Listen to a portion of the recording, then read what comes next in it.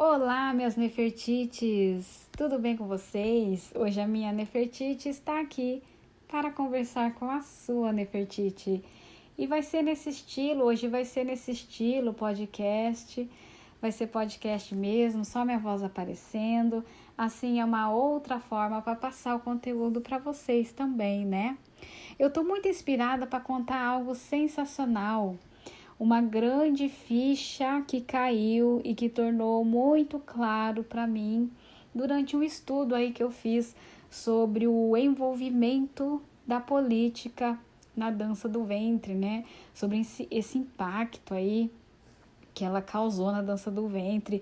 E isso me chamou muita atenção e me fez enxergar a importância desse conhecimento, né? Pois assim nós temos mais clareza, né, sobre a dança do ventre, né?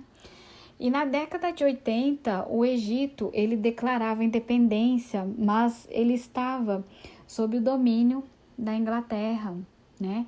Então, quem estava sempre por trás da política do Egito eram os ingleses. O Egito, de certa forma, ele foi colonizado pelos ingleses, né? E várias de suas riquezas, eles foram levados para museus da Europa nessa época, né? Então, nessa época, quem regia o Egito era o rei Farouk, sob uma forte dominação da europeia. Em 1948, na década de 40 aí, mais ou menos, né? Já havia manifestações populares anti-império, anti-monarca, né? Até o exército egípcio também queria um Egito independente, governado pelos próprios egípcios, né? Fora dos domínios aí da Inglaterra. Então, em 1952, teve uma revolução egípcia que colocou no poder o Mohammed Najib e Abdel Nasser, né? Eram dois militares que ambos não tinham os mesmos pensamentos em relação ao Egito, mas ambos queriam tirar a monarquia do Egito, né? Então eles se uniram para derrubar a monarquia, né? E eles conseguiram fazer isso. E após 2 anos, né? 2 anos depois, o Nasser se impõe no governo, dando assim, popularmente falando, uma rasteira em Najib, e ele assume o poder como grande líder da revolução. Então, ele começa, né, o Nasser, ele começa a fazer um governo nacionalista, voltado aos interesses do Egito. E entre os egípcios, ele é considerado como o presidente que devolveu o Egito para os egípcios, né? Então, esse governo, ele vem com uma política completamente nacionalista, no qual todas as riquezas produzidas pelo Egito sejam nacionalizadas. Ele queria isso, entendeu? Então, as empresas estrangeiras, ele expulsou do Egito naquela época, né? Então, a produção de petróleo, ele deixa somente para os egípcios, né? Então, ele fazia tudo para que o Egito se tornasse autônomo, forte, independente, soberano, né? Então, após ele expulsar, né, essas empresas estrangeiras, ele também dissemina a ideia do panarabismo. Panarabismo, o que seria isso? Panarabismo seria a reunião dos países de civilização árabe, o mundo árabe fortalecendo essa ideia também, né? Então, o Nasser é uma pessoa extremamente amada pelo povo. Ele empoderou o Egito, fazendo um governo onde as pessoas tinham mais oportunidades. As diferenças sociais e econômicas não eram tão grandes mais, né? Então, ele teve uma política bem assim, mão de ferro mesmo, com muita rigidez, né? Então, a política de Nasser era mostrar um Egito poderoso, moderno, né? Onde o país fosse respeitado mundialmente e pudessem se orgulhar. Então, essa ideia, né? Essa ideia aí teve um forte impacto direto na produção artística do Egito, um impacto direto nas músicas, nas danças, cinemas, nas artes de uma forma em geral. Então, na década de 50, muitos filmes apresentavam dançarinas egípcias que se tornaram muito populares, né? Em parte como resultado, né, disso tudo, as aparições no cinema. Então, para a gente entender o presente, é muito importante também a gente voltar ao passado. É preciso voltar ao passado para rever esses conceitos, né? Rever as bailarinas e seus passos marcantes, né? Para a gente reconhecê-los, né? Como eles foram evoluindo, né? Na nossa dança de hoje, né? Então, muitas das bailarinas, das dançarinas do ventre da era Golden, elas compartilhavam semelhanças na maneira de como se moviam, na maneira que dançavam, nos tipos de música que dançavam, né? Mas cada uma dessas estrelas da era Golden eram mulheres com suas próprias histórias de dança, histórias de vida. Então, à primeira vista nos vídeos, quando a gente vê, né, da dança daquela época, parece ser simples, parece ser fácil de executar. Mas, ao estudar cada bailarina, nós vemos que as técnicas, as execuções de movimentos não eram tão simples assim, né? A Tahia Carioca, por exemplo, Tahia Carioca é nome artístico, né? Mas o nome dela é Abla Muhammad. Ela dançou na trupe da Badia Bassamini no Cassino Ópera, né? Então, ela ganhou o seu nome, esse nome Tahia Carioca, porque graças à prática da dança brasileira que ela fazia, né? O carioca incorporou o trabalho de pés latinos que ela usava em suas performances, né? Então, foi a primeira bailarina egípcia a aparecer aí nos filmes aí, né?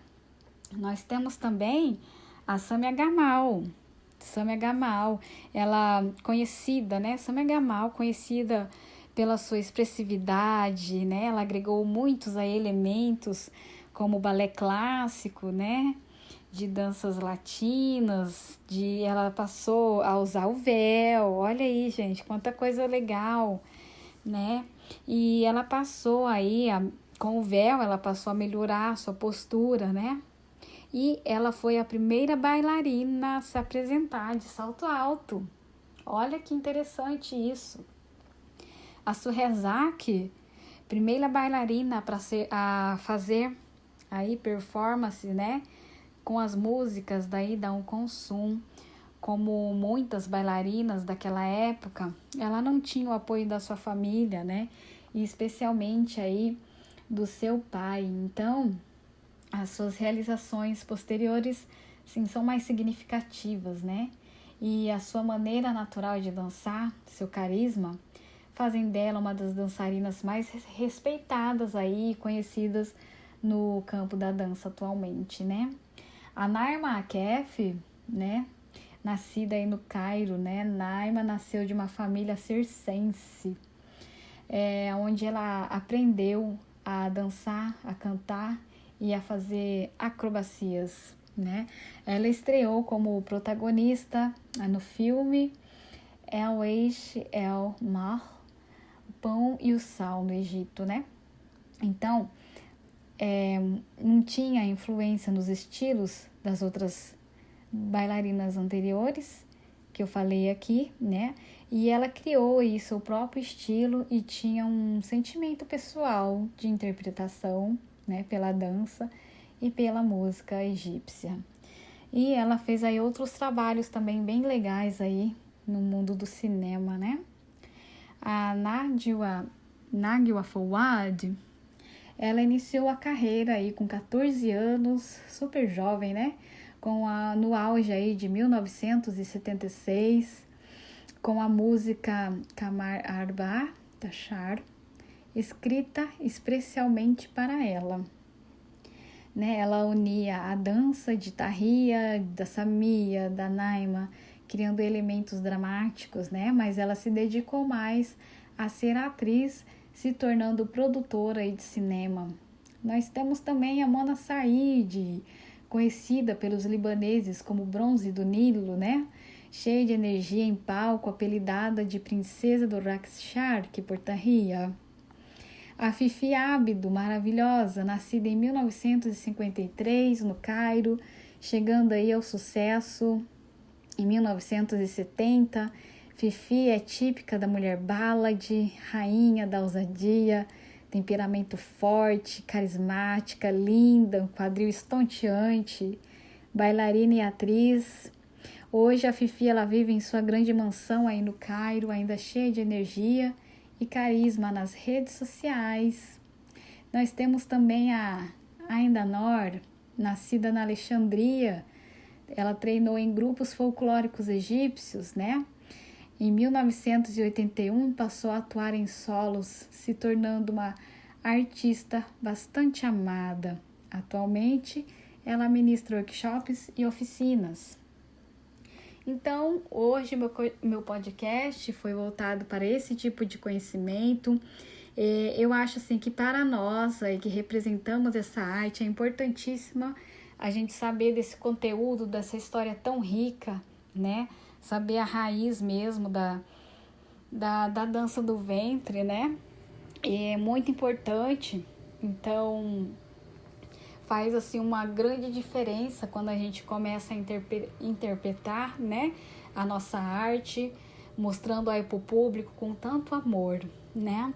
Então, muita gratidão a você aí que ficou comigo até o final e compartilhe esse conhecimento com seus amigos nas redes sociais, dá um joinha aí no meu canal, dá um joinha aí no vídeo, isso é bem legal, né, gente? É muito legal a gente estar nessa egrégora e de conhecimento, de compartilhar conhecimento, né, amor, né? E isso é muito legal. Então eu deixo aqui, finalizo com um forte abraço a todas vocês, minhas Nefertites. Amo vocês de fundo do meu coração. Sara Nefer, Nefertiti, Belly Dance School. Muito obrigada por ficar comigo até o final. Se inscreva-se no meu canal, ative o sininho, compartilhe esse conteúdo com as suas amigas e com pessoas que admiram a arte da dança do ventre, pois assim é uma forma da gente compartilhar conhecimento. E não se esqueça também de ir lá na minha fanpage Sara Nefer e também o meu Instagram Sara Nefer.